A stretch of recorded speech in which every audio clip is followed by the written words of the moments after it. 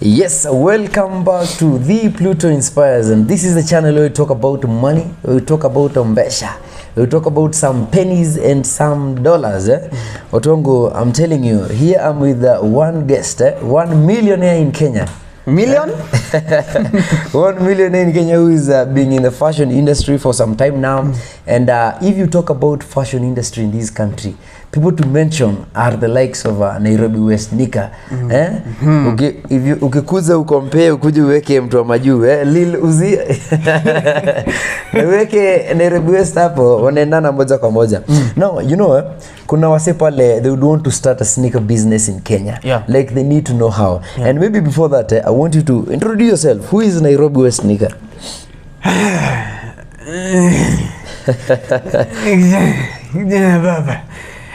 So hey guys, my name is Ali Abdi and my Instagram name is Nairobi West Nika, aka Labiste, the owner of the fashion brand Labiste official, CEO of Thrift Trendy, the guy who dresses not even dressed, who dresses Raila Omolo Odinga, the guy who is the first fashion brand ambassador of Fashion Nova. Yeah. So my names just speak for themselves. So mimi ni kijana tu mdogo trying to make an impact to the world and a fashion designer. So I'm here with the Pluto and we're going to discuss one or two things that will help you and will inspire you. So like, share, comment and subscribe. So Ali, how old are you? I'm 20 years old. Kijana mdogo. Maybe there is someone who would want to give you a birthday surprise. When were you born? And where? May 26th. May 26th, ulizaliwa wapi? Hapa Pumwani tu, hapa Pumwani hospital. No, there is this person who want to know like how did you start? You know, Labiste is a big name, Like, did you start as Labiste? No. First of all, I started as I was in high school. So when I was in high school, I used to mend clothes for kids in our school to make an extra cash, an extra buck. To mend clothes? Yeah, like na kushonea trouser skinny nini, na shati na kupigia pasi. Now in school was it a boarding or a day school? Boarding. Kwani ulikuwa unaenda na pasi shule? The iron box. Pasi sina kwani ulisoma shule gani bro? Kwenye nilisomea, no, you have to sleep on your shirt. Like you put it under the mattress. No. Mimi nilikuwa connections. I was sleeping in the same dormitory as the DH captain. So DH captain alikuwa na room yake, mali alikuwa anapiga nguo pasi. Sasa nilikuwa na take advantage. Naambia bro, leo usiniachie tu nipigie watu tu shati 5. Pasi. Wanakulipa sasa. Wananilipa kupigia pasi. Sasa unajua funky nini? Slim. Funky. No, about the slim. Sasa unakushonea trouser pipe. Unatoa wapi mashini? Si mashini. Sindano.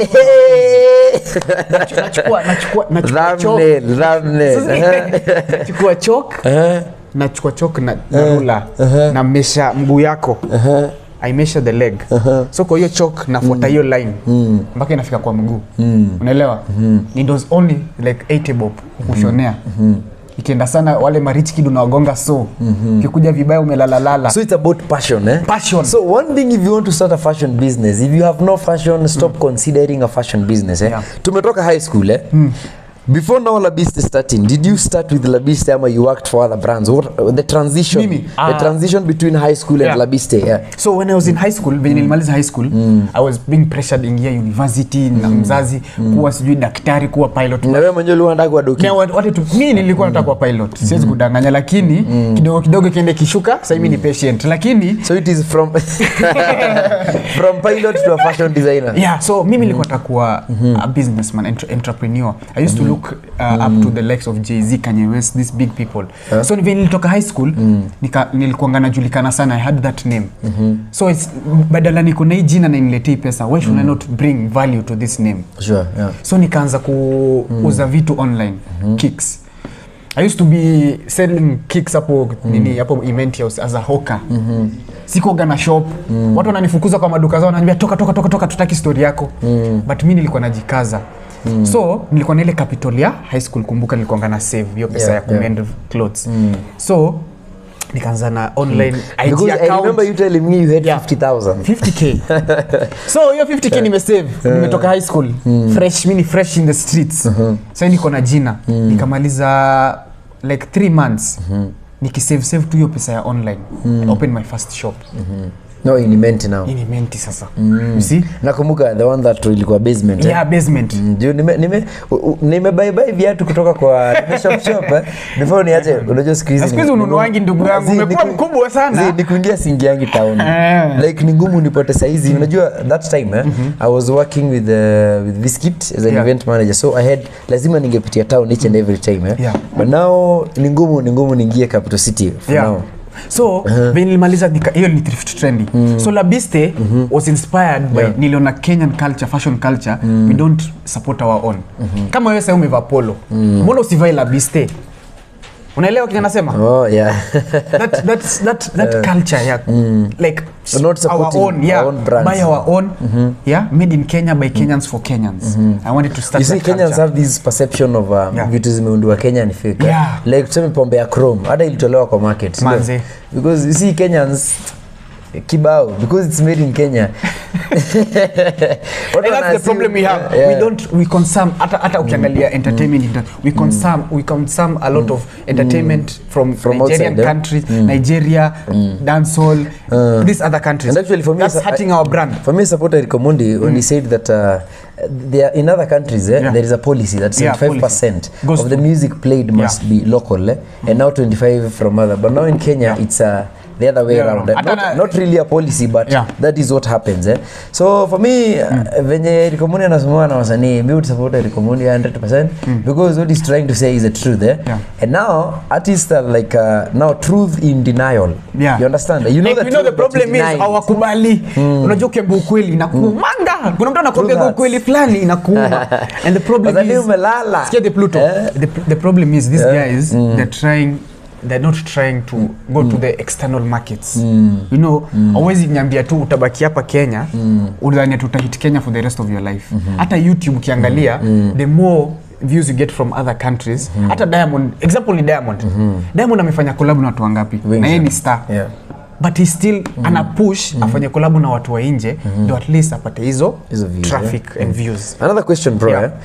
Where did La Biste, the word La Biste come from? La Biste, beast. Beast. La is a Spanish word. Beast is someone who, a person who. La is a Spanish word to mean? La, it's like the. Oh, the. Okay. The beast. Oh, the beast. So it's La. You get. So La Biste is a person. It's a motivational brand. A person who unleashes his animalistic energy to overcome an obstacle or an opponent. You get? Yeah, sure. So I motivate someone who is facing challenges in his life. No, you have La Biste. Yeah. How old is La Biste? Because I remember there is a time I contacted Ali and told him, Ali, I want to buy shares. Ali akaringa. Sikuringa. Nilikwambia I want to, you know me, I'm a professional. Send proposals. Yeah. I wanted you to write me a proposal. Sure. And I wanted you by the way, that is being serious in business. And that is professionalism. If it reaches a point in your business, you are using invoice, proposals and such. It shows seriousness in business. Yeah, so I wanted you as an investor. You come with a proposal that will convince me na kupatia shares at thrift trending. Yeah, sure. You get? So La Biste it's worth a couple of million. Yeah. So I did a launch party. So I'm seated with a millionaire. You're not seated with a millionaire. No, bro. It's seated if with your assets. If your assets are worth millions, bro, I'm seated. No, La Biste. So La Biste, it's a company on its own. Yeah. And then there's me. Oh, there is Nairobi and La Biste. That's a different company. A different entity. Okay. There are different stakeholders in the company. You get? So me, I'm the brand. I'm the face. Do you own 100% of La Biste? I have investors. Oh, you have other investors. Yes. So how much of shares are on sale or open to new markets? I will display that in my bio. Oh, in your Instagram. Bio. Okay.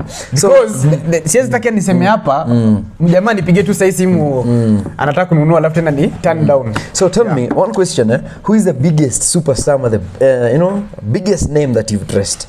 In Kenya let's say in Kenya then outside. In Kenya the biggest ni Raila Amolo Odinga. Yeah, he's the biggest person I've dressed in my life. Okay. So the leader of ODM.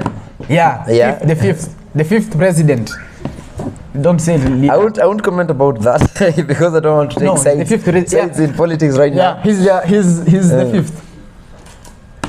I won't say anything about that. So what about out of the country? The Pluto, nikuulize swali moja. Kuna time ulikuwa unafanya politics. Uliendaje? Hii swali nimetamani kukuuliza. I'm still in politics, but for me, I still feel I cannot take sides right now. Do you aspire to be a politician? Like, do you aspire? Let me first look for a bag, then from there, because even if I'm asking a simple question. Do you aspire? You know, I've done politics in campus. Yeah. For a long time. There is a time I was in active politics, but then I decided to do passive. So I was in the strategies team, and so you are in the behind the scenes. I've made leaders, and I'm also a leader in the KUSO, Kenya University Students Organization. Meaning, myself, I've done it, and I've also made other people to be leaders. You understand? But now, for me to aspire being that big politician, I still feel that even before saying it, you need first to lay some strategies down. Because for me, I just don't believe in words, going out there and telling people, you know what, I want to be the president, without laying strategies down. Without having the money to chase that dream. You understand? That's why I wouldn't talk about so much about politics right now. Aspire. So we go back to the question. But you aspire. I aspire, yes. Thank you. We go back to the question. The biggest personality that you've dressed out of the country is... For now, I've not dressed someone out of the country, but I will wish. Looking forward to. I'm looking forward to, and my dream has always been to dress this guy called Diamond Platnumz. He's a very big inspiration to me because the way he's changed the game in Tanzania.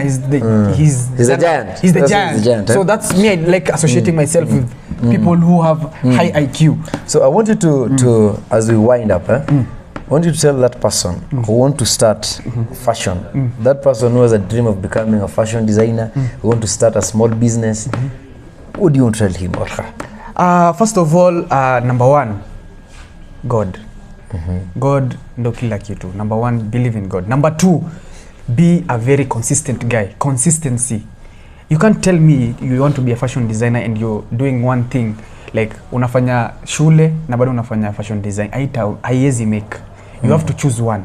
Be consistent in your work. Number two, be a smart worker, not a hard worker. Because most of the youth, they're doing a lot of things wakidhani need the backload of work. But it's just simple. You have to be a smart, and you have to have a team. And number three is patience. There's nothing that comes easy. Nothing comes easy. You have to be patient in life. The very last question, and I know it is already in the comment section right now. The very last question. Alafu siku tunabebaga simu tatu. It is a true or false question. True or false question. Do you have anything with Keranta? Face the camera. Trolls. Thank you very much for being in the Pluto Inspires.